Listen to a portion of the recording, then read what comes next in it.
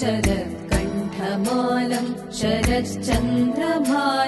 महादैत्यकालं नभोनीलकायं दुरावारमायं सुपद्मासहायं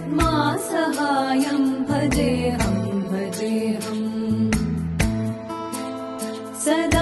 सदाम्भोधिवासं कलत्पुष्पहासं जगत्सन्निवासं शतादित्यभासं गदाचक्रशस्त्रं लसत्पीतवस्त्रं हसच्चारुवक्त्रं